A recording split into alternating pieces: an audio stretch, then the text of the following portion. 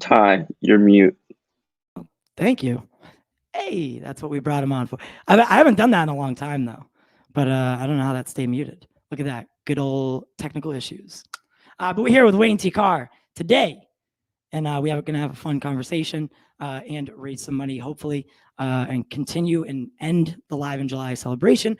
But the donation link is pinned in the comments as well as in the description. But let's not waste any more time.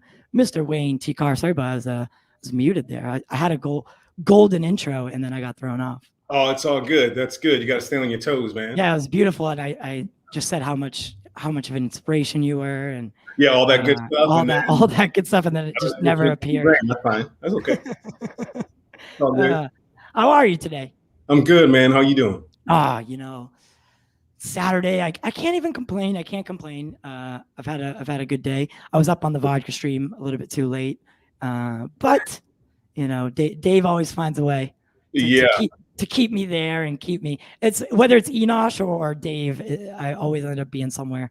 I'm like I'm gonna go to bed, or I'm gonna leave whatever thing I'm on at 2 a.m. That's my cutoff.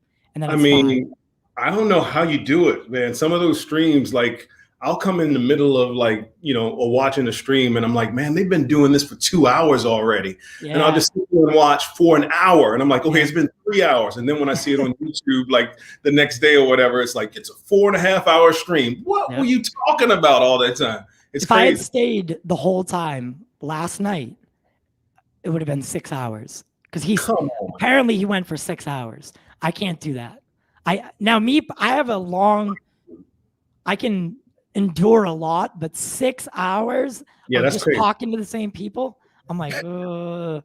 I mean, you see, there's a video of me on Twitter right now of like they're talking about rocks, and I'm like holding up like the little thing. I was just entertaining myself in the corner, but it's rewarding, but it's also like demanding, just sitting on your butt for that long, and why is there not a cutoff? Why don't you just say, hey, you know what, Dave, let's just do 2 hours, man. We have to go 4.5, 6 hours. Why? Because he loves like the vodka stream. I don't know why this is playing language. It's Dave loves the streams that go like the vodka stream, especially on Friday. He loves to go 4 or 5 hours, and that's his own thing. But plus they're drinking, so it must be easier to do. But guys, I do want to say this. If you do want to, I have a paper full of questions that got submitted the wrong way, through DMs, which is super hard to keep track of. But I do have some questions for you. But I'd rather keep it like a discussion. However, if anyone in the chat has a question they want answered, you can also send a super chat, and all the proceeds this month, including memberships and all that, go to our charity. So it's a good way to do both. So you were you got your start in acting kind of in like a cyborgy way, where you played football and then you broke your back. I did. And then you took up acting after wanting to direct. So it's like a very cyborgy story for me. And I was just thinking about it today. I was like, man, he would have been a good cyborg actually. But a friend of yours is I would not take that away from Ray, man. He killed that. So, but maybe walk me through like the beginnings so we can get to know each other a little bit more. Yeah, sure, Ty. Like as far as like the football is concerned, that was kind of like how it started in college, and that's what I wanted to do. Actually, I wanted to be a professional football player. I was a little small, but I was fast, so I thought maybe I can get in the NFL.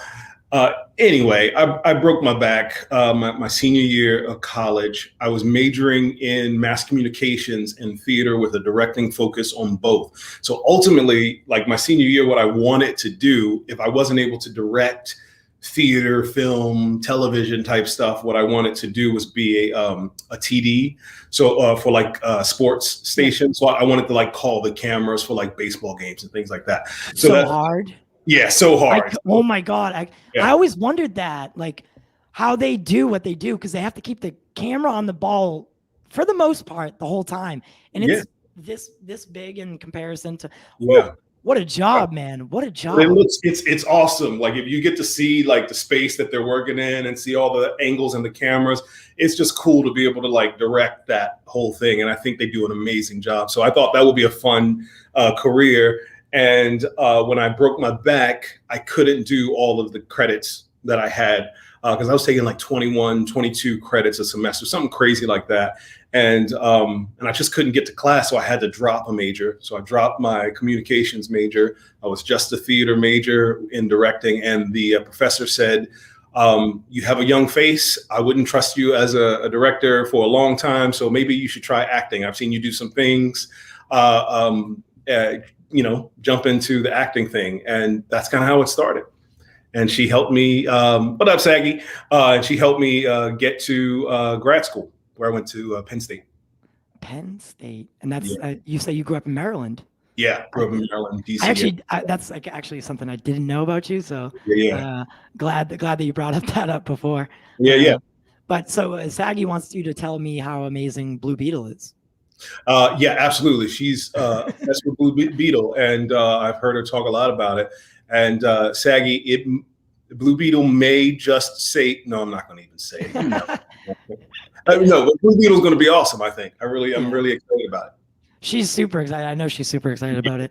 I mean, I got a chance to see Suicide Squad, I should say. Oh, awesome. Properly.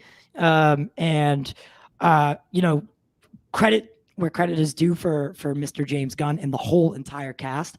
They did an amazing job doing what they did. And, it's just a different direction for the DC universe to take.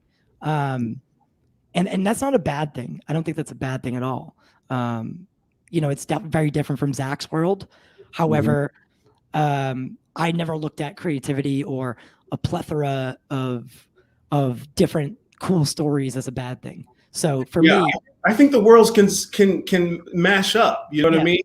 Like I think Marvel has a very interesting take on that. Because like Galaxy is different than Panther is, you know what I mean? Like they're different worlds, you know what I mean? Like, so I think it's kind of cool. I'm excited that you got to see that film. It was so good, man. I wish you got to see it. Then we could talk about it. Yeah.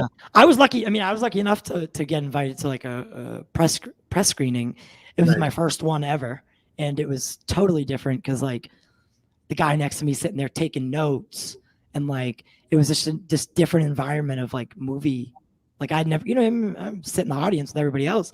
And this time it was like people from the Boston Globe, the Boston Herald, like these big newspapers that I'm like, I know I've seen his name before, like this is so weird. Good but for you, I felt good about it, it was cool. It was rewarding. But so you started out in theater and you've done a lot with the Oregon, or I always say Oregon, really weird. Oregon the Shakespeare Festival, and that's where you met a lot of people. I mean, I know a lot of people do the festival and stuff. So, I mean, how rewarding was that experience, and getting to know these people for 4 years or whatever it was? Yeah, it was about 4 seasons. It was great, man. Like it's one of those things that if you are a regional theater actor and you want to go that route, it is one of the best places you can work outside of Broadway. So I had a great time there. And of course, there are a lot of people who have come through that space. So who are, who are doing film and television. And so it was an honor, man. It was an honor. And you said is that where you met your wife? Like, did she perform in it, or did she? No. She was building wigs and doing makeup for the company. Okay. And does she still? I mean, I know you guys just had a child, by the way. So congratulations. Thank you, man. Is this your first? This is my first. Yeah, I didn't think it was going to happen. And during quarantine, we were just like, hey, we were planning on doing this. Screw quarantine. I want to say F up quarantine, but I'm trying to be good. But I was so mad at it because we were making plans. We were like, we're gonna do this. Let's do this. Yeah. And it's cool when you find a person that you want to, have a family with. And I just didn't think it was going to happen. Yeah. And even once we got together, I was just like, I'm an actor. I don't know, whatever. But she was the right person, man. So, So Yeah, we met there, and she works at the LA Opera now. She does. She's a wig master there. Oh, how is that? I mean, that job must be tough as well. I mean, Yeah, I'm sure you get like I'm sure you kind of look in on it and you're like, yeah, it must be hard or whatever. And you probably know a little bit more than me. But I mean, that job must be super intricate because you have to have everything just so precise. yeah, it's crazy. Because Yeah, I'm assuming I have a picture of you in here. This isn't your real hair, right? no, bro, no. So that's a wig. Yeah, yeah, Right? yeah. So, you know, that's got to be. I mean, that's extensive. Oh my gosh, bro! They tie those hairs like one hair at a time. It's ridiculous what they do, man. Yeah, it's crazy, and it's got to last. You know what I mean? Because they'll do all kinds of things with it, and of course, hair falls out, and they got to upkeep. Mm-hmm. It's insane. It's insane. So then, right? So you do your theater. You're in a lot of festivals. You meet some people. Yeah. What was your first introduction to? Like, what was your first role that you were like proud of and maybe you called home about and you're like, you know, look what I'm doing. I'm super happy. What was your first, like, what was the first thing that really meant something to you that you performed in? The first thing that meant something to me was my first professional job, and it was a musical. I was doing Pirates of Penzance, and I was like, I'm getting paid to do what I love. I don't know how many, you know, it's not too many people that I grew up with who I talked to who said, I paint, I draw, I skateboard, you know, things that I thought were fun, that my friends thought were fun, who did that for a living, where they made money. And so I was playing this kind of like make believe, I'm going to pretend to be this character, I'm going to get to this whatever and do that. And it was fun for me to kind of like tell stories and make believe and put on wigs and shit like that. You can go.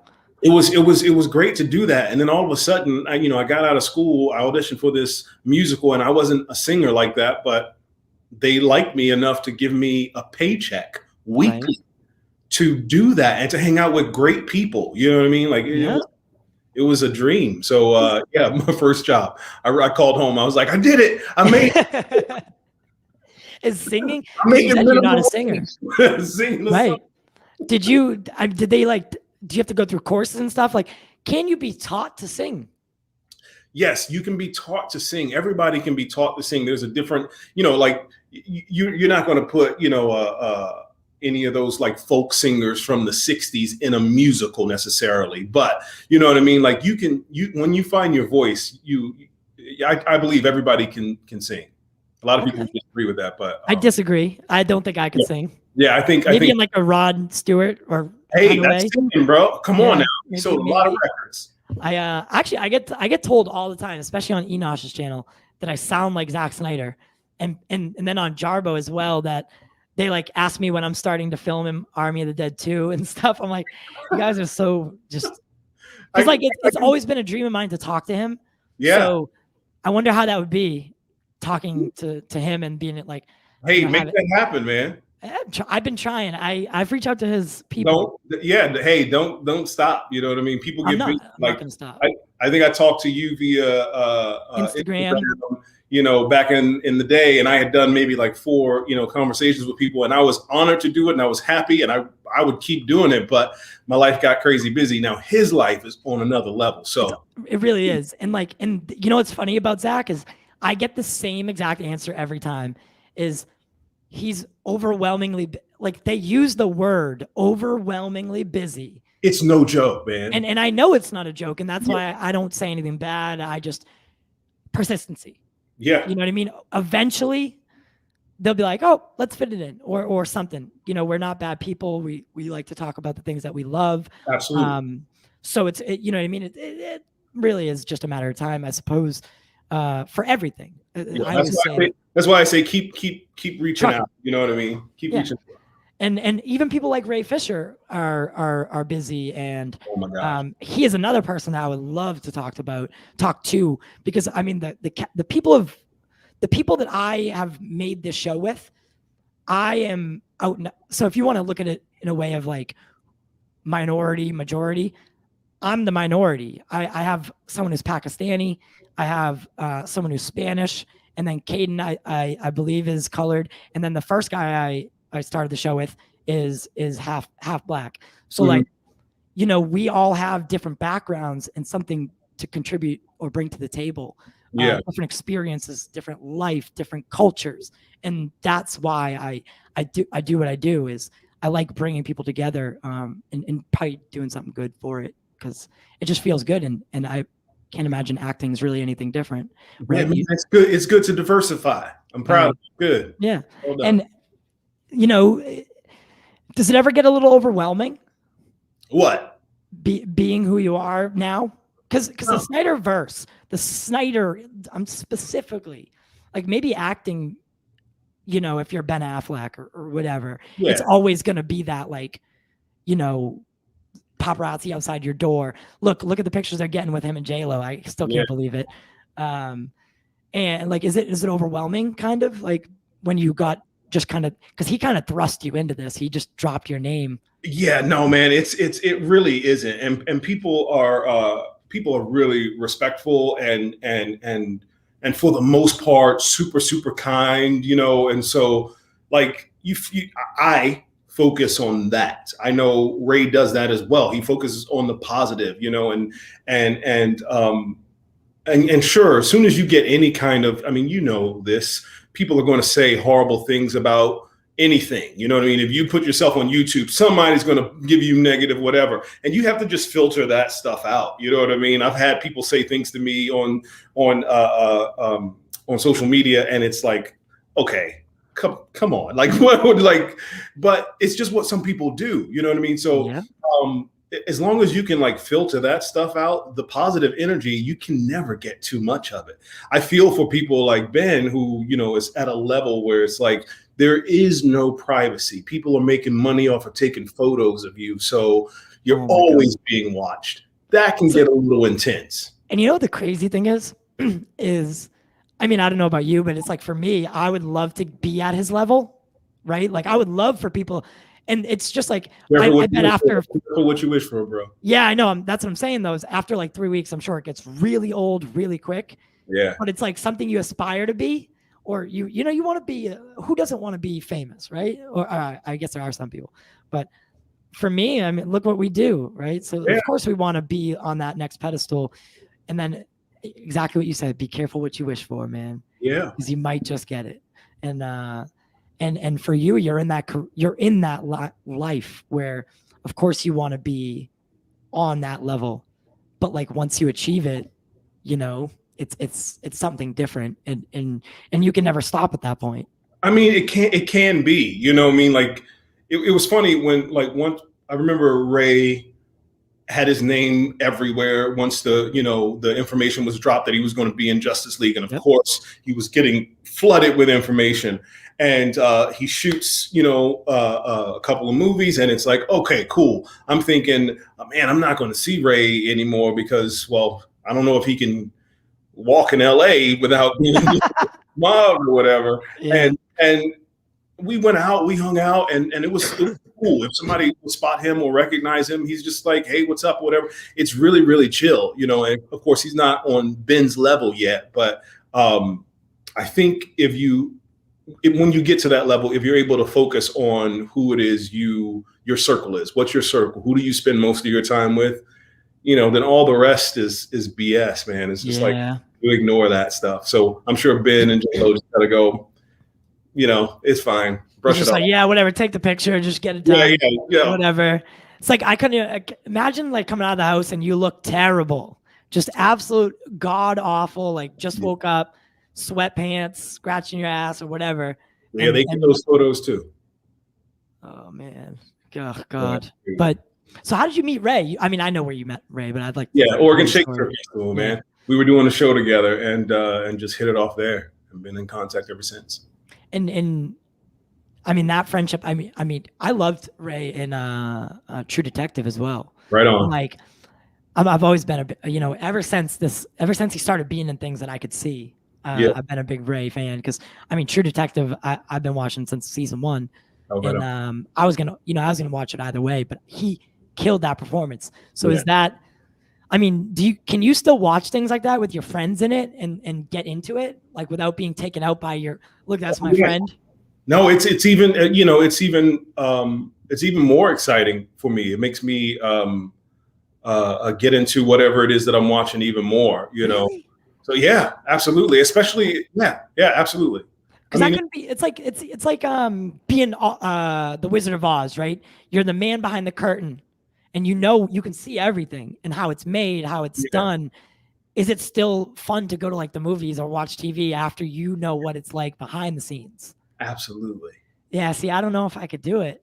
Absolutely. Well, not everybody can.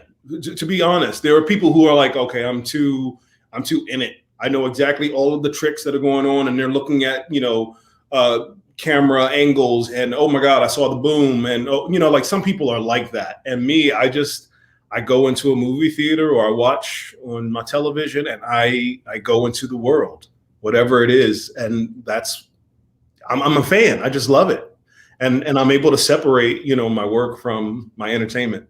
So that's awesome. I respect that a lot. It's a gift. Yes. So I do have a question from a colleague of mine, AJ.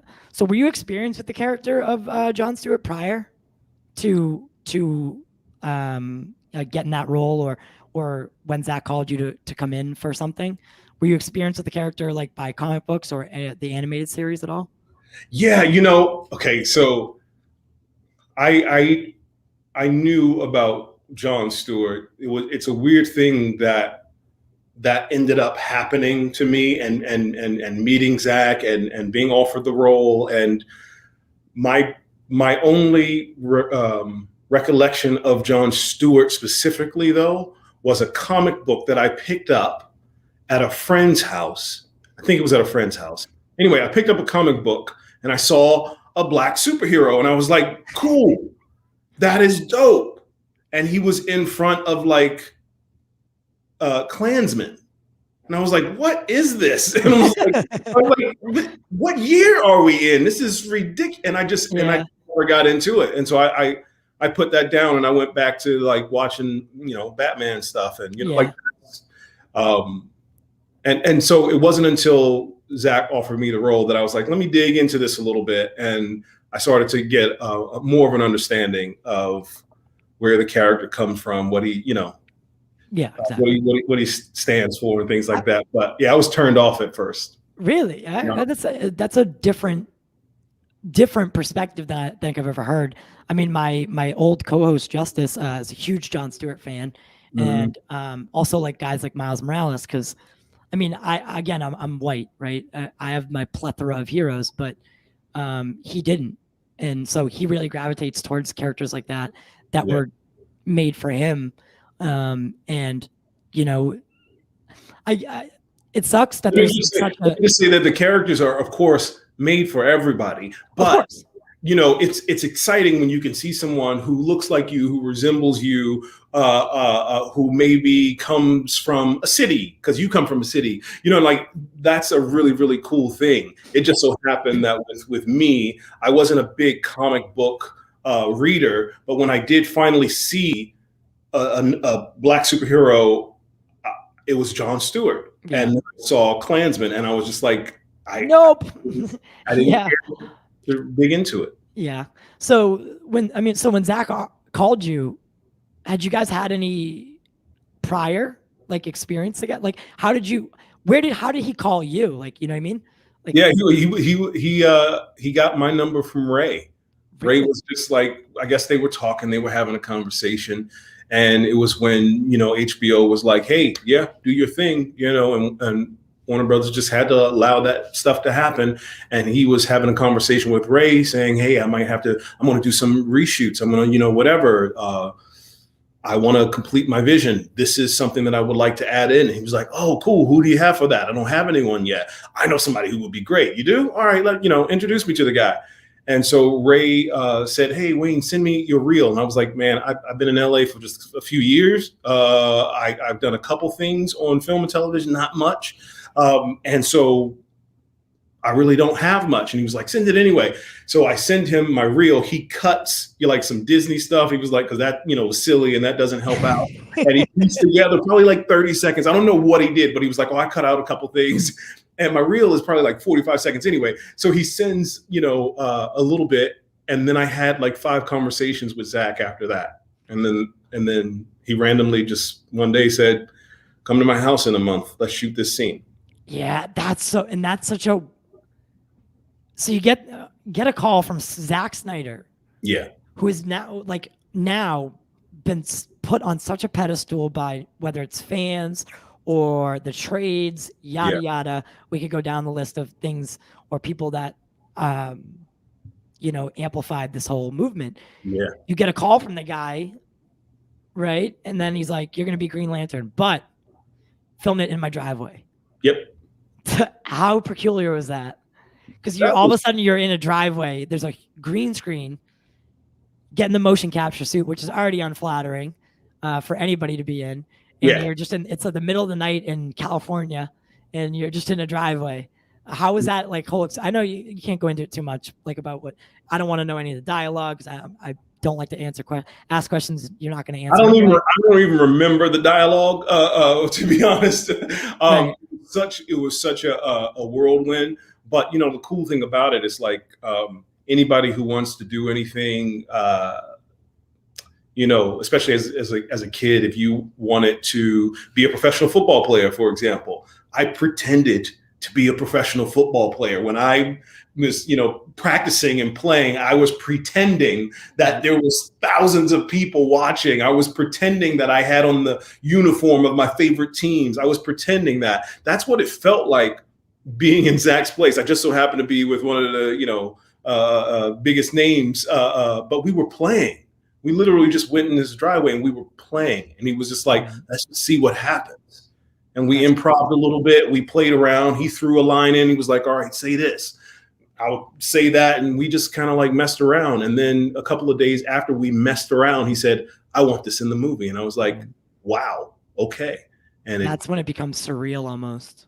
I can only imagine, but it's like, and then, not to bring anything up, but then it doesn't make it. Because of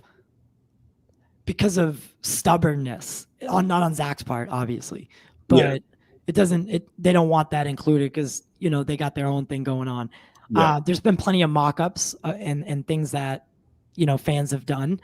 I think not only you look the part, but every time I hear you, I envision John now, and I don't think that's a bad thing. I think it's a good thing. Yeah, man. So you do look, and you've been in things where you've put the military outfit on and stuff, and it encompasses it all, and I think it's something that we as fans really want to see. I know someone asked you on Twitter and you answered it. Yeah. But, so if Warner Brothers ever, it's okay. If Warner Brothers ever called you and they were like, hey, this isn't going to have Zack. It's not going to be a Zack project, but we're doing this thing with Jon Stewart and we want to give you that chance. Would that be something you would ever be open to?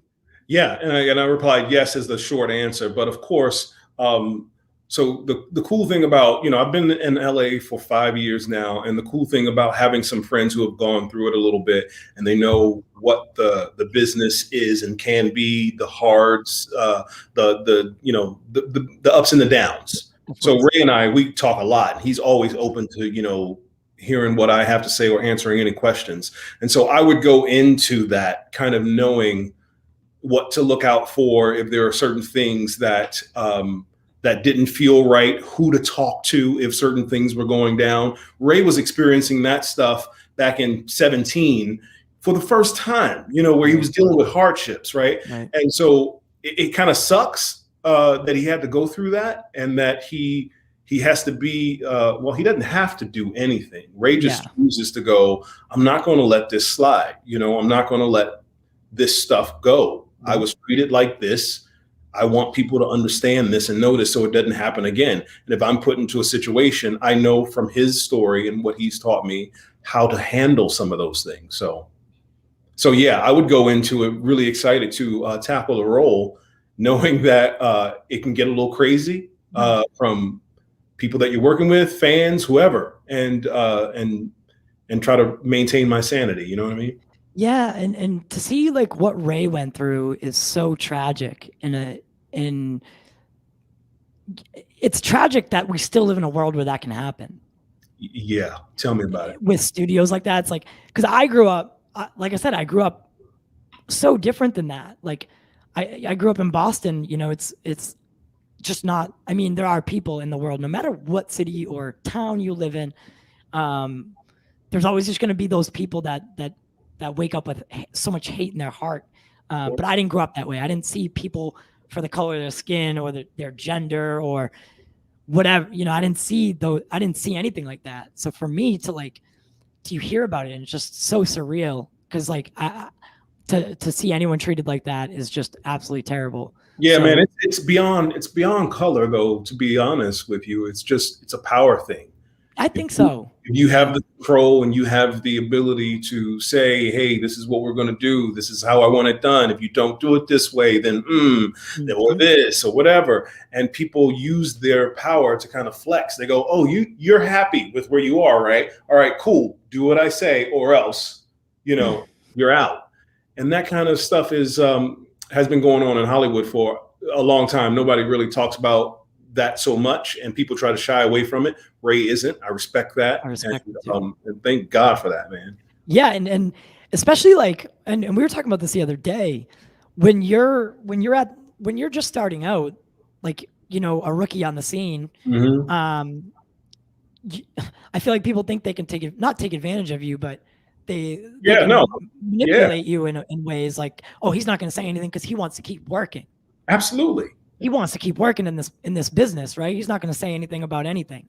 But that's not Ray. He put his career out there and said, I don't care if I don't work another day. You know what I mean? Like, there are people who are mega stars who deal with a lot of crap, and they just go, that's the business, and they just deal with it. They just take, you know, they're making a lot of money, so they just kind of like let stuff go, and that is what it is. And that's what breeds this like environment of people being able to keep doing it, is, you know, not speaking up and not coming forward. And I mean, Ray's put on this whole campaign by himself. He doesn't have anyone, not that I know of, like, you know, formulating paragraphs for him and no one putting PR statements out. No, that's him. All him speaking from his heart. Yeah. And you can see it in the way he describes it all. And you know, now luckily things have come out to corroborate him. Yes. And to put him in a place, or at least I hope things are moving in a way where people now are like looking at it like, oh, this guy wasn't bullshitting. Like, this is the set that he was on. Yeah. Not when Zack was there. Because that's Zack Snyder's sets are, from what I've heard from people, like a very inviting, creative, and you're able to like kind of let loose and just do you. I mean, was that your experience with Zack? Absolutely, man. It was just of course minimized. It was just a little smaller. But the thing that, like, I remember Ray, I was telling Ray right after, I said, hey, here's what I did. This is what, you know, whatever. And I was just really excited. And he was like, so imagine everything you experienced times 50, right? That is what I experienced with him. And I was like, that is crazy, man. Yeah. So it's just, it's a playground. I couldn't imagine, like, for you or Ray, like whoever it was, hopefully you in the future again, but being in the motion capture suit and you look over and you see Batman in like this awesome outfit and you're just sitting there in like the pajama things. Yeah, and it's not fair. It's not fair. Come on, man. It's not fair. I mean, but like, I think like with like Ray, you got to use that. You know what I mean? He already feels like the other is Cyborg, right? So Victor Stone just has to go, you know what? I don't care what you have on. Yeah. Rock what who I am. I would have loved to see what, like I said, I have a Green Lantern tattoo from before Zack even started his, no, he had done Man of Steel by then. But I mean, before it was even a movie thing, because I love comic books and stuff like that. But I would have loved to see how he designed the Green Lantern suit or the VFX team, like his design comes to life. Me too. Like I said, there's a couple mock-ups that were done. This one's my favorite one. With the lantern like kind of like coming off the chest a little bit. Yeah. Oh my God, it looks so cool. That is cool, man. But yeah, so here it is. Your little scene. Yeah. So I would have loved to see it in like full detail. But you look dope, man. Yeah, man, it's awesome. Is it cool to see yourself in the superhero outfit? Absolutely. Yeah. Absolutely. Yeah. When he sent me that photo, man, I flipped out. It's got to be surreal because like Wow. I mean, not you said you don't really read comic books, but I mean, every kid wants to be a superhero or Yeah, something. I watched the cartoons. You know what I Yeah. mean? I was a cartoon guy, and thank God, man, like the Justice League cartoon came out, because that was something that was exciting to me. But yeah, but I grew up on like old Batman cartoons. Like that Batman was Of course. my character, and like I said, I had friends who had comic books, but I was turned off by them. Yeah. early on. It's got to be something you I gotta have them love. now, but Yeah, at the of time, course. yeah. So when you were growing up, when you were younger, I Yeah. mean, you said you want to be a professional football player. Absolutely. I mean, so what positions did you play, and how far did you get up to? Did you get to college football? Yeah. I played corner, defensive back. So I played safety corner, depending on what was needed. And in high school, I played receiver, but I couldn't catch very well. But I was fast, so they were just maybe he'll catch one. But I would stick them on the gloves. Yeah, just run fast. Let's see if he catches it. But I would hit anybody. I wasn't necessarily scared. I shouldn't say I wasn't scared. I was scared sometimes. There's some big people out there, but I would go in there anyway. So I started playing football as a young kid. Went through high school, got to college, played at a small Division III college, and and then broke my back my senior year. And shout out to Prakash here, who's in India, by the way. Stay safe, my friend. Awesome. He says, well, he congratulates you on your newborn. When was she born? Or is it she, right? Yeah. She's 6 weeks. She's 6 weeks old. Oh God. Yeah. So still a lot of work. Actually, it's gonna be a lot of work for the rest for 18 years, but at least at a minimum of 18 more years. But what would you want your Green Lantern character arc to be if you could get your own solo movie or series? I haven't even thought about that. But thank you, Prakash. I would mind. I would love to see an origin story. I would love to see where he comes from, and that's an interesting thing. Like now being able to go back to the comic books years later and look at the comics and go, oh, okay, I see. He was fighting for justice and what he thought was right. And yeah, there are some bad people out there, some of them being in the Klan and whatever. But yeah, where he comes from, and I think you can build from that. Yeah, I think that would be awesome. And because they pitched this, or I believe this was Zack's idea for or after, because there was the Green Lantern Corps movie, or it was a movie that was in development hell, not in development hell, but it just was we didn't know if it was ever going to come out. It was supposed to come out after Justice League, and it was pitched as like a buddy cop idea. Yeah, and I thought that was amazing, like a buddy cop with Hal and John, like Hal teaching John the ropes of being a Green Lantern, because now Hal had entered like the high guard, basically what a Green Lantern high guard, right? Like he basically got promoted, Yeah. So I thought that would have been a really good idea. And like, kind of like mixing those aspects of like Lethal Weapon or any of those buddy cop style films. Like I think that would have been a great idea. Yeah. So there was all these talks about like Sam Benjamin being Green Lantern. So how was it? Because that must have been weird for you, kind of like watching the internet, Twitter sphere as it's called, or the Instagram, and seeing people like mock up Sam Benjamin Green Lanterns, and you're like, well, no, it's like he would be a different Green Lantern. You know what I mean? I think I love it. I love number one that there's there's only one real Cyborg, right? You know, there's only one real Wonder Woman. You know, like there are a couple characters where it's just like, okay, that's the. I love the groups. I love that, you know, like the Green Lanterns, that there are different. There's so many of them. Different characters. They have different characteristics. I love that, and so you can choose which, you know, which one is your favorite, and of course everybody has their favorite, which I think is awesome and hilarious all at the same time. But yeah. Yeah, and the Green Lantern Corps is definitely like that, where there are so many of them. I mean, it's like they're the police, they're space police, you know? Yeah. That's who they are. They monitor sectors of the universe. They're space police. Right. So were you thinking about that when you did it? Like, because you got to get into that like format, like kind of like not military-esque, but like how did you formulate? Because I'm sure you going into this, he probably told you, hey, listen, you're going to be a Green Lantern. Yes. You know, so how did you formulate your backstory in your head? Like, what were you thinking? What was your backstory that you created?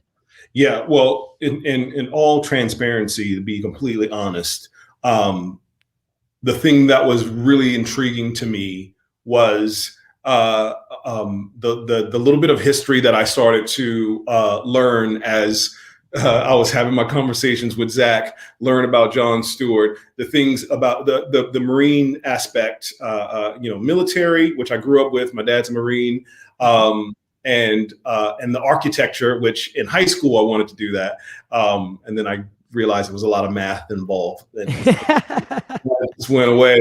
But so I just thought how interesting the combination of the careers, and I know that it kind of like started as one thing and then moved to another thing, but those two brains, your military brain, your architect brain, putting those together and giving this person a ring and saying you can build constructs with your imagination.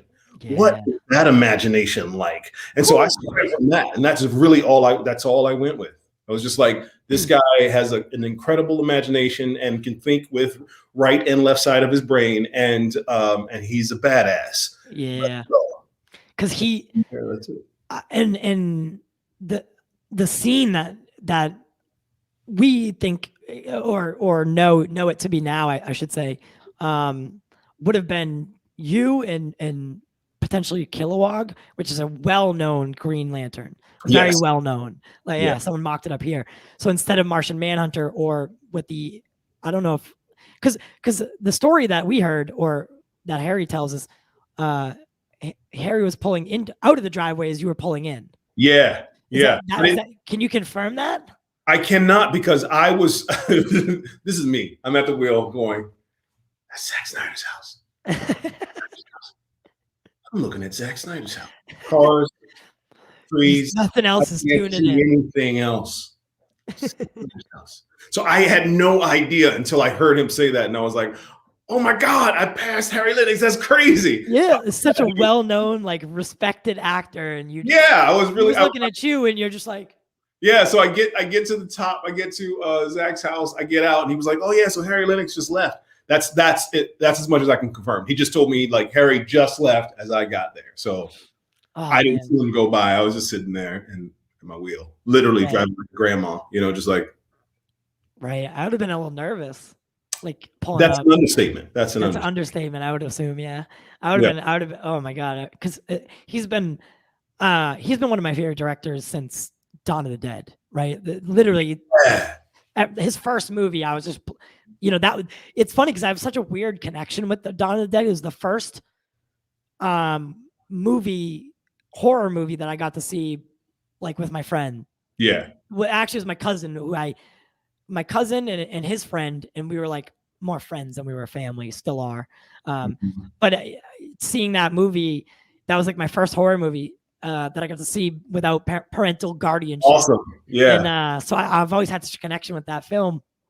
And so I've been a big fan of Zach's ever since then. Were you a fan of Zach's before this all? Like, yeah. Yeah. I love that movie. Whenever anybody says that, I just think of the baby. Like the baby zombie. Oh God. Me up. Zombie. Like I was just like, that's a baby zombie. It was just, he just freaked me out. They did some things, and because that rarely rarely do you see kids or things like that, like anyway, like passed away. Rarely. It's just like kind of taboo, and you don't want to dip into it. And then here's Zack Snyder. We're gonna have a baby zombie. Yeah, it's just like yeah, it's absolutely crazy. That's the scariest. That's like my. Some people are scared of clowns. Baby zombies. That terrifies me. Yeah, I'm not about that life. So Dawn of the Dead was like just such a great film, and James Gunn wrote it. I know there were rewrites. There were a little bit of rewrites, but for the most part, James Gunn wrote that. Yeah, I would love to see those two get together again and do some DC project. It doesn't even have to be DC, honestly, but some project. I would love to see them team up again. Absolutely. Is there a? Can't say Zach for this question, by the way, because that's a cop out, and you've already done it. Yeah. Is there another director that you've ever like dreamt of? Like it's like a bucket list item. Yes, definitely Spike Lee. Spike, yeah. He's just Spike Lee joint. Yeah, I love his story, and I got because I was able to work on the Macbeth film. I got some stories in my ear from Denzel Washington, which was dope, and it was just like I'm listening to one of the GOAT actors of all time tell me about a director who I grew up going, oh my gosh. He looks like me. He's doing it. I want to do that. That's what I want to do. This is great. And he just pulled from whatever and created and took credit cards and maxed it out and just created what he wanted and told the stories that he wanted. And I was like, that's what I want to do. And I remember when I got out of college, I wrote a letter to him, to his production company. I was just, I was like, I was hardcore, man. I was just like trying to go. I didn't hear anything from him, but I was like, I'm working with you someday. So just to let you know, so that when you do. Yeah, you're gonna be like, "Hey, man, I sent you a letter," and yeah. I hope you still have it. I'm sure he has that on his wall someplace. He's thinking one day, one day I'll get to work with this kid. He never even saw that letter, man. Yeah, that would be a good. So when did you work with Denzel? Or last fall, we did Macbeth, the tragedy of Macbeth, which is it has its premiere at the New York Film Festival, I think. Anyway, it's in New York, Lincoln Center, September 24th.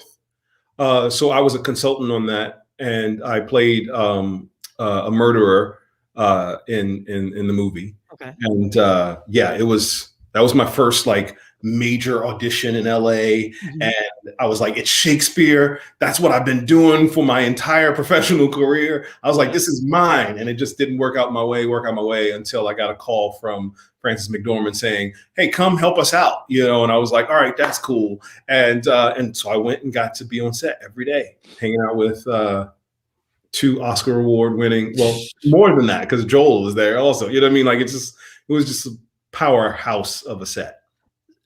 Do you try to like absorb as much as you can from them? Did you like, because you don't want to ask too many questions and seem like that guy, but you also want to get what you can and be like, and there, I mean, look at it, it's Denzel. Of course I'm going to ask him questions about whatever I can, but I don't want to do too many. You can learn a lot just by like listening and observing, Right. Like that's something that's probably what I learned the most on the set. And then I've kind of been like telling my students and people who I talk to, who I'm teaching theater to, but they all want to do movies, but whatever, and I said, I got the most from just kind of like sitting in a chair off here in the corner, watching these people work, especially Joel Cohen, right? Joel Cohen is doing his thing and I'm watching him conduct and, piece this thing together.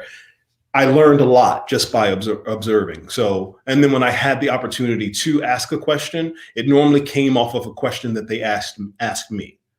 So if they asked me something, I said, okay, here's my response to that. I was also wondering, and I think that gave me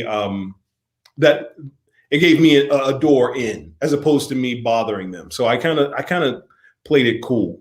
Right. Yeah. No, I mean, it must have been like almost, because not only is it Macbeth, but now you're working with this guy, like, and you just came off, working, or when did you film it? Did you film it before or after the Green Lantern thing? So I was on set.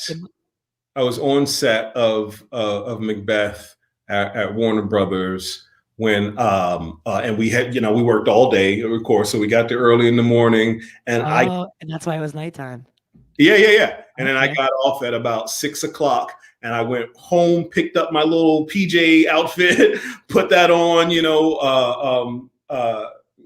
got back in the car, drove to Zach's and shot. It was a big day, but it was awesome to it was like a dream come true. It's like, that's something that I called my dad about. And I was like, I was on set with Joe Cohen, Francis McDormand, Denzel Washington doing, scenes, and it was great. And then I got to go to Zach's house and shoot this scene for Justice League. My life is amazing. I couldn't imagine anything better. Yeah. That's a day that you'll never forget. You better. Absolutely. There's like, there's the pandemic. Yeah. Oh, there's a handful of days in our lives that will like stay with us no matter how whatever, how old we get and how much we forget. And that's got to be one of those days. For sure. It's that day that you could finally be like, look at me, man. I got it. Love and life. How did you, you of course you watched Zack's Justice League. Yeah. Many times. Okay. Many. What was your favorite part? What was your favorite sequence, or like what did you think was dope? Whatever. Oh my gosh, there was so everything much, is what I say, but I would love to hear yours too, but it changes all the time depending on my mood. You know what I mean? Like I was probably watching it maybe 2 weeks ago, and it was something about the Barry scene actually that just like touched me. You know what I mean? Like for whatever, and it was always something. For a long time, it was Ray with the mom who was taking care of a kid, and I was like, and just seeing, the Flash go, I gotta save the world. This is my opportunity to do this thing. And then he has that speech as he's going into the Speed Force or whatever. And I'm just like, that just hit me a couple weeks ago. And I was just like, I feel that. Yeah. I feel that. So, that was a very, very, and the same people who worked the VFX on that are doing the Flash movie. Yeah. So like, all I have to say is that movie's in good hands with them, because that sequence, that's not my favorite sequence in the film. Yeah. But it's up there. It's up there because it looked tremendous. It gave you, like, it did what film is supposed to do. It conveyed feeling and like made you feel something, whether it was happiness, or empathy or whatever it was for you. It made probably a lot of different people feel a lot of different ways, and that was truly a blow. Like, it blew me away because he's this young kid who just got invited to be on a superhero team with Batman and Superman, crazy, and now he's saving their ass. Yeah. So from the whole thing, I know there's a lot of people that are like, that we don't want to see the Flash movie, or we don't, it's not Zack, it's not for us. It's just like, but it's Ezra and it's Ben and it's how, depending on how old you are, it's Michael Keaton. Like I thought for a long time, like, because I'm a fan, and especially of Batman. Like I said, I've been watching that since I was a little kid, and it's tough now being, in this situation. And a couple of weeks ago, and I'm pretty sure he won't mind me saying this, but Ray was just really honest with me, and he was like, "Man, it's just, I haven't heard anything from WB. I haven't heard anything from Hamada. I haven't heard anything, and he's attached to this. I just can't support this." And I was like, I hear you. And I thought Ray would be like, okay, I'm gonna like not go opening weekend and boycott that, so the numbers from opening week. But he's not going, and he actually told Ezra too, and they're really close friends, And so it sucks, but I feel it. He's pissed, man. He's pissed, and I get it. And those fans who are supporting him, who are backing him, I say, awesome. And I'm feeling that way now too. I'm just like, you know, Yeah, we're expecting it to die off. They're expecting everybody to just forget. And like Ray, okay, whatever. He eventually would die down. People will forget about him. It'll be whatever. They screwed him over. They fucked him over, and they continue to do horrible things. Whenever he makes a statement, they come out with something, and I'm like, and people are catching it. People are seeing that stuff happen, and people are making comments on it. I'm like, oh, you hear it. You see what's going on. And they've been doing this constantly. They're like, well, people are going to forget, or super fans are going to come and see The Flash anyway. Ray doesn't care how good that film's going to be. He's not going to support it. And I'm just like, I got to back you on that, man. Like, I tell you, that makes sense. And it sucks to be a fan of these characters and to feel that way. But if you don't stand for something, you know what I mean? You'll fall for anything they say. So, you know what? I didn't really think about it from that angle, but that's 100% right. Yeah. And it sucks for Ezra because Ezra's doing what he's got to do. Absolutely. And honestly, the story that they're loosely adapting is Flashpoint, which Cyborg's role in is huge, monstrous, right? Without Cyborg, there really is no Flashpoint.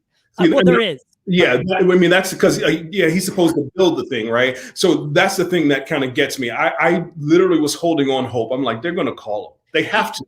Right, they can't do this. They can't do this without Cyborg. And then I'm like, Ray, what's up, man? What's going?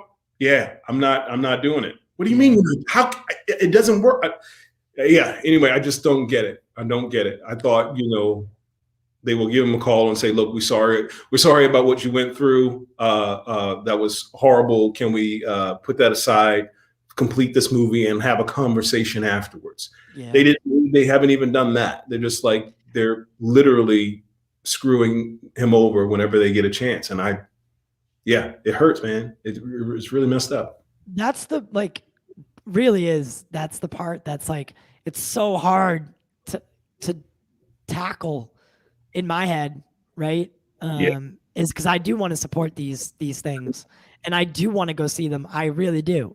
But I really haven't looked at it on that side. I mean, I'm not Ray Fisher's friend, but I still feel like I've always talked about, like I've said my piece on it, and we've, I definitely stand with Ray Fisher on it. However, I guess it's maybe different for me. Of course it's different for you, and it's different for everybody. And Ray will be the first person, I think, I don't want to speak for him, but I think I've heard him say, look, like, do what you need to do. Go see the movie. He's not encouraging anybody to boycott like he's going to do. Mm-hmm.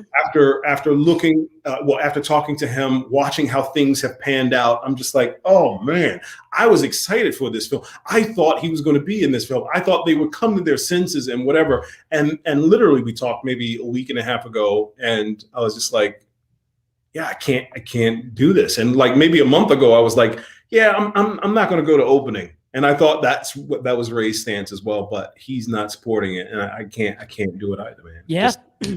No, because that's just the way that friendships work, man. Yeah. Especially like colleague friendships, like you guys have. Like you gotta support those people, especially when the things that have happened. Yeah,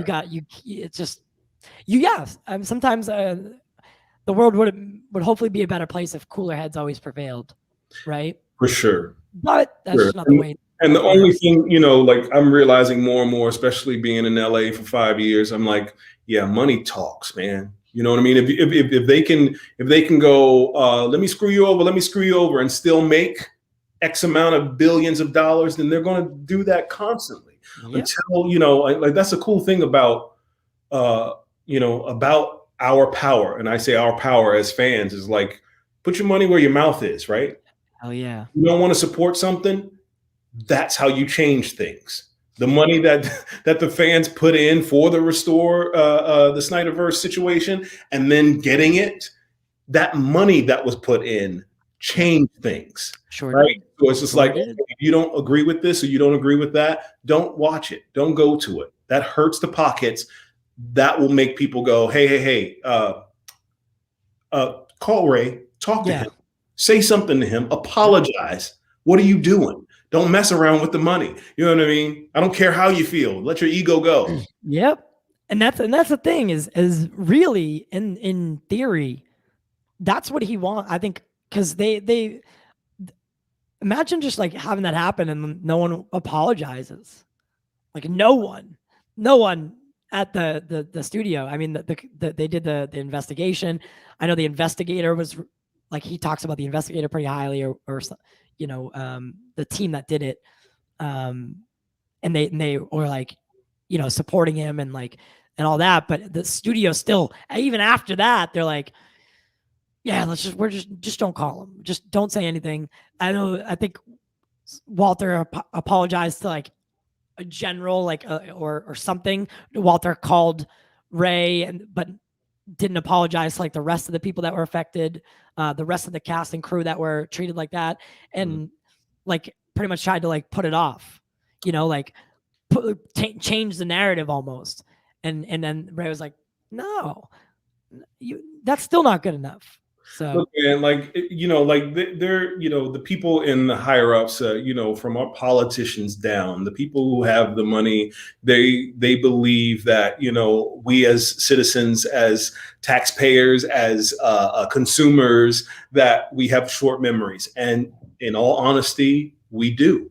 We forget about a lot of stuff, and we don't want to think about a lot of stuff. And so we allow things to kind of like slide a lot of the times. But the fact that, you know, I sent a message to Zack Snyder not too long ago, and he was like, "Yep, haven't heard from Warner Brothers at all." And I'm like, "You got to be kidding me!" Yeah, not at all.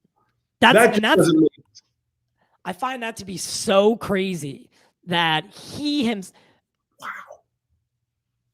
the director of this film wasn't even contacted about how it did, what it did. You know, like right. I don't care. Like I don't care the bad blood, anything. I don't care about any of that. If I was in that situation, I would still call someone and be like, "Hey, man, so you know, this is how it did. Like business, just business. This is how it did. You know, yada yada yada." Right? Yeah. Even if I didn't like that person, I'm still working with them. Like we did a job. Here's the analytics, yada yada. Good job. Straight business. Yeah. I don't have to like you. That's not what we're asking here. But not even to call and be like, "Hey, your movie did this good." Or not only that, but they were like, "We're going to put out these numbers, but not these." I was like, man, I don't know how I would react to, like, the cool thing, the situation that I'm in is that I can talk to Zack, I can talk to Ray, and I can hear the stories. I'm not actually dealing with the stuff that they're dealing with. And sometimes I go, I don't know what I would do in that situation, but. Yeah. I mean, have you ever had like have you had a pretty, I want to say this. Have you ever run into anything like that in your career?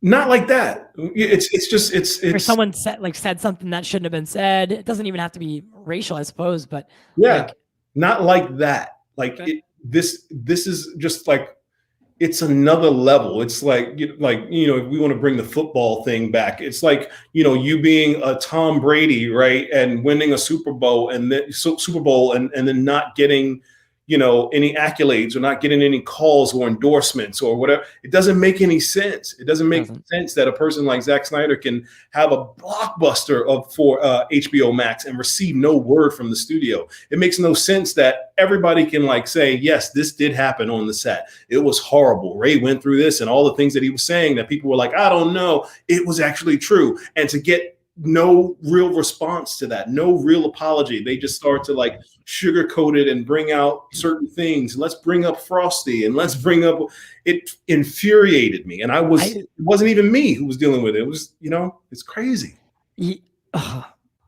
And Warner Media, I mean, they ran the premiere, right? They ran the premiere and invited all the fans to the premiere.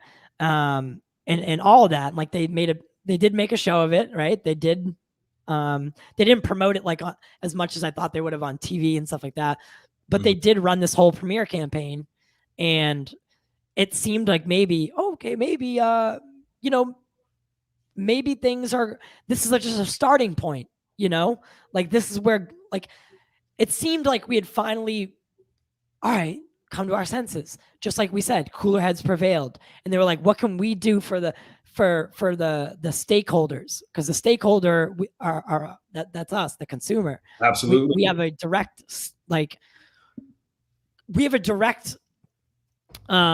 in how this movie does, because we're paying for it. Yeah. Right? Yeah. So we want to know how it did. Like, we are the ones that control whether it succeeds or not. So we have a direct stake in that information. Like, we want to know. Also, the people who are investing in these companies, the ATs of the world of Discovery, they have some stake in it too. And if they are seeing that the fans are pissed off and the fans aren't supporting, then they're going to say something. That's why I'm saying, like, money talks. Exactly. And it sucks that that is the thing that is leading the way when it comes to creativity. I love that Zack has a situation now where he's going into other studios, other, Netflix, for example, and is able to have creative freedom. That's what storytellers want. You know what I mean? If you have an idea and you have a vision, it's just like, yeah. And then you see. And I couldn't imagine how this feels. Like, I couldn't imagine being a guy like David Ayer right now. Right. Then you see this guy who, it's not, whatever. This guy who basically got canceled in 2018 for saying some pretty tasteless things. Mm-hmm. Come in, get full creative control, and then do the press circuit talking about how Warner Brothers is this great company for directors and how it always has been. Mm-hmm. Of course, he's just towing the company line. Yeah. We all know, and he wants to work again. We get that, but that and I saw it, and it does give thanks to David Ayer at the end, which I thought was really cool. Oh, that's cool. Awesome. Yeah, it was nice to see. So I know there's no bad blood between James and David, but the studio aspect of it, I wouldn't want to hear that if I was like anybody that had anything like Zack, who got basically babysat. I almost said that really weird. Babysat on set until he ended up leaving. Yeah. And then David, who got his movie pretty much transformed by a trailer company. Yeah. That's not easy, bro. Even we could even talk about Patty Jenkins. She got her third act changed. So during this whole DC extended universe, that hasn't always been the case. Creative control. Yeah. James to say that, it must have rubbed some people the wrong way. I know it rubbed some fans the wrong way. And people that worked with Zack, I'm sure, were like, no, that's not how it's always been. Yeah. So I mean, it is what it is. Yep. But so you teach too. Yeah, I do. You're a man of many, many talents. Well, thank you. I appreciate that. I don't know if I necessarily have many, many talents. I do have a passion for storytelling, and teaching is kind of a part of that. And I'm also teaching the arts. So, I'm kind of in my field, and it's awesome. So where did you fall? Like, how did you fall into teaching? Because as an actor, yeah, I feel like that's something you would do down the road. Right. No. I mean, some people, don't get me wrong. Some people are like that, but I've been teaching ever since I started acting. So basically, I would teach younger kids, and it's a great way to kind of hone your craft, right? If you're doing anything and then you teach somebody what you learned, it's a really, really cool thing. So soon as I got out of college and I started doing plays in different theaters, I was working with the education program. Constantly done that. So I've always been a teacher. I've always loved working with young people. They help you see things in a different light, and in a different way. And it only helps me as an artist. So I know we talked about this beforehand, but I mean, with the pandemic and everything, how is it when someone does what I just did and shut their camera off on you? Sometimes that just happens, right? And I, again, like I said, you roll with the punches, and you never know what is happening or what a person is doing or what's going on. So you try not to take things personal, but it is weird. It is where I'm like, it's gotta be, man. Teaching from a distance, like even as a math teacher, I'm sure it's hard. But when you're teaching performing arts through a camera and Zoom, like Bro. it's got to be such a pain in the ass. It's hard. It's very difficult. Any word on like that changing or going back to like in-house? Yeah. There's most schools I think are doing some kind of protocol, and I think most places are doing a hybrid of some sorts. But I started teaching at the end of August, and we're going back in person. So, because I mean, like I said, let's pray, right? Yeah. As I was saying before, is like if I was 16 or whatever age it is, I don't know how young they are. But if I had the opportunity to just learn online and like kind of like get away with what I wanted to, because I'm in my own, it's just I worked from home, and I had a problem with it.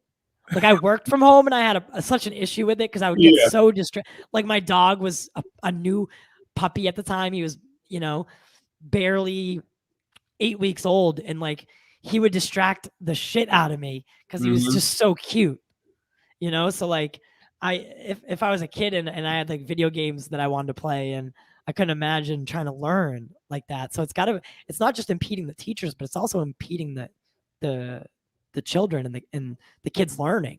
Absolutely. That's what everybody's been dealing with. So it sucks. Yeah. I like I said, I don't think I can learn that way. Nor would I want to learn that way. But I mean, if you were to is it hard teaching and try to balance? So you're not only teaching, but then you're trying to balance like getting gigs and stuff like that. Like, is it kind of hard? It's a little. No, man. Like, I'm in a playground constantly. So I'm working on some sides for an audition that I'm going to self-tape, tomorrow morning, and then I'm reading a book that I'm going to teach my students, and I'm working on a television show that I'm trying to write. I'm doing all this stuff that's in my world. You know what I mean? It's like I don't know, like watching the Olympics and stuff and realizing like there are people who it's like, I love to run, or I love to, do this sport or whatever it is. And that's all you do all day long. In some way, shape, or form, you're working towards what you love to do. That's kind of what it is. And so, yeah, it gets crazy sometimes. Don't get me wrong. Like I said, the day I shot at Zack's house, I got up that morning at probably like 6 o'clock in the morning and didn't go to bed until 1 o'clock that night. And so I was high on, my passion. So it was great. It's just, and that's just the way that's what it's got to be, man, is you got to love it. You got to surround yourself and just be in that. You have to have a passion for it. Absolutely. Do you have any advice for kids, or like, do you give any advice to them about like always what? Because for me, like no one ever told me, like I went to college, but no one ever told me like when you're that young, it's hard to know exactly what you want to do.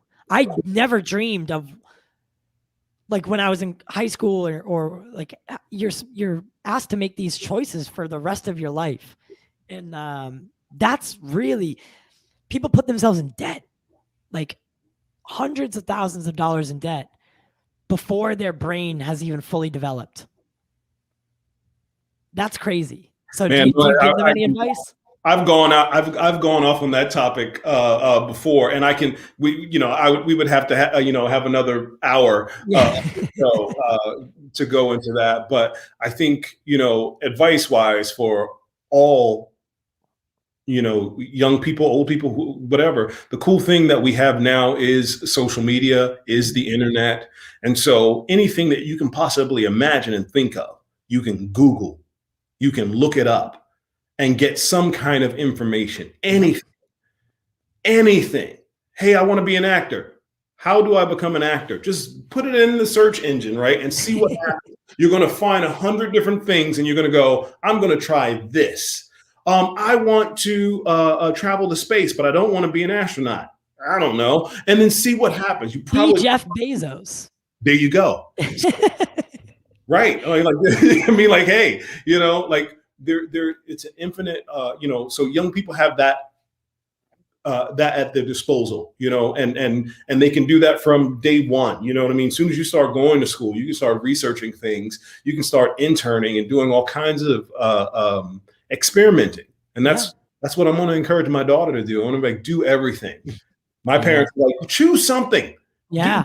Choose one instrument, choose one subject, choose one whatever. And I fought against, that's why I do everything the way I do it now. I'm a teacher, I'm an actor, I'm a director, I'm doing what I do that because that's how I've always been. And I loved it. And I fought against the my elders who told me to choose something, master this, do this thing. It just wasn't me. And so I encourage young people to go out there and fail.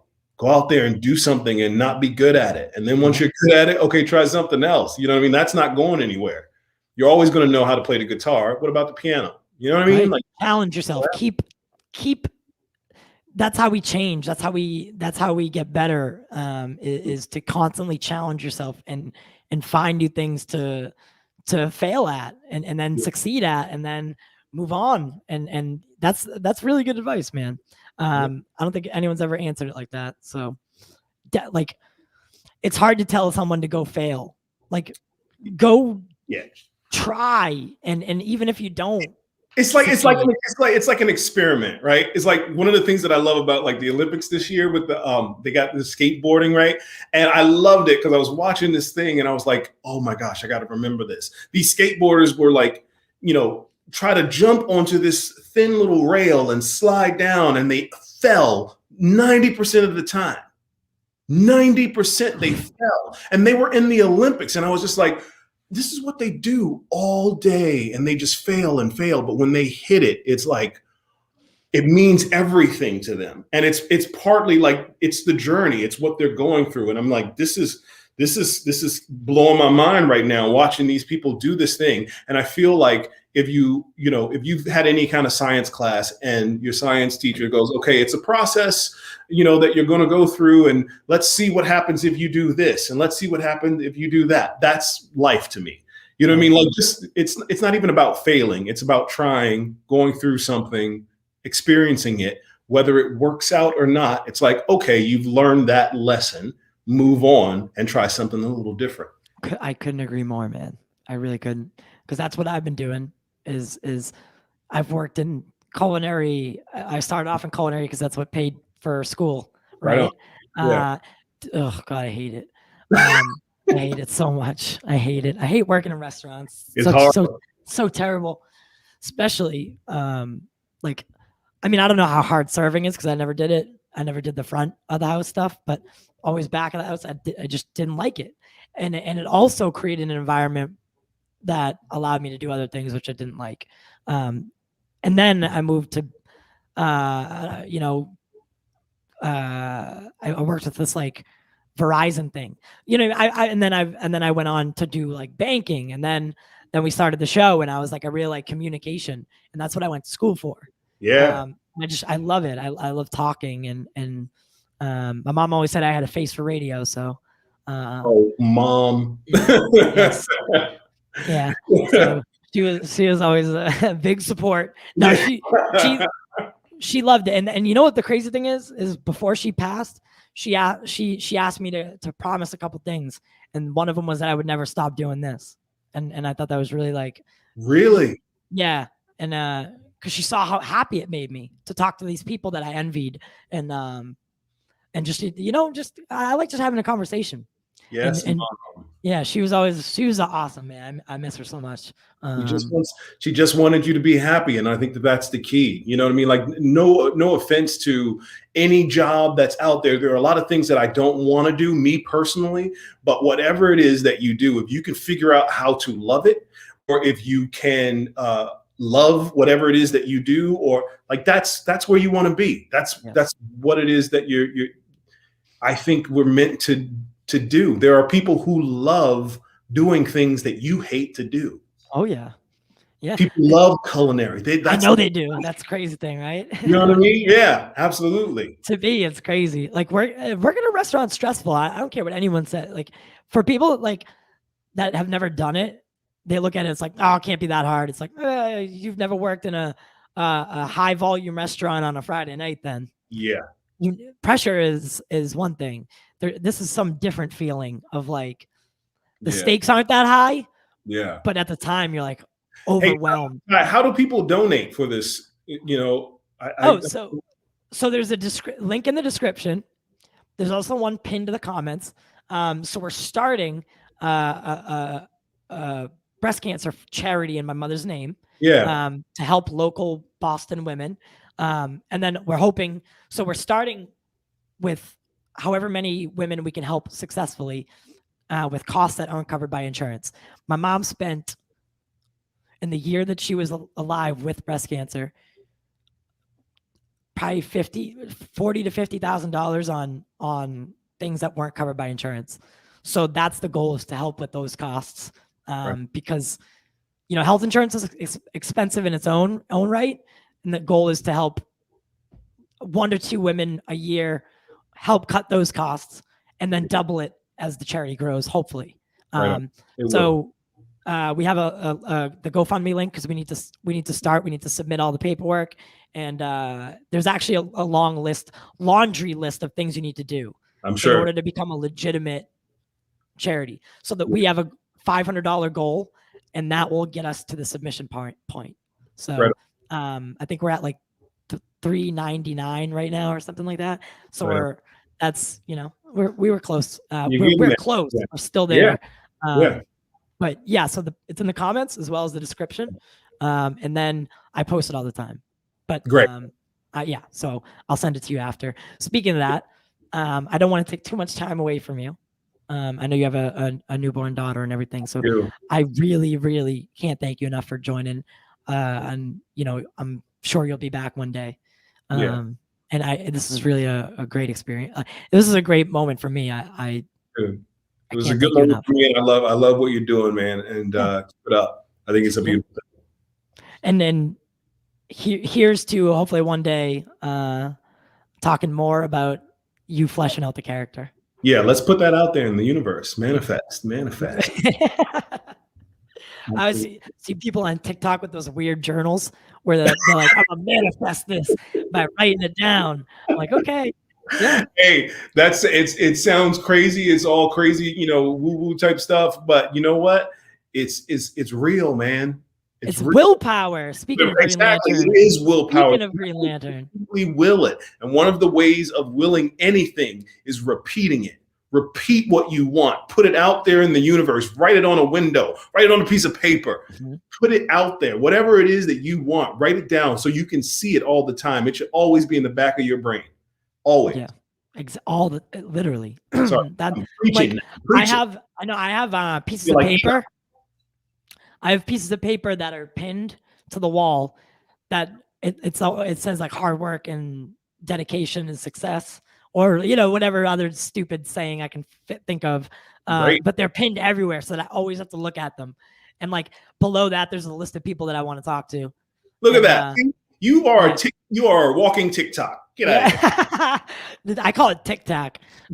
You're walking TikTok. I'm a walking TikTok, man. But no, thank you so much, man. I definitely would love to talk to you again someday about just other things. Now we got the acting stuff out of the way. Yeah. Now we move on to other stuff. Absolutely.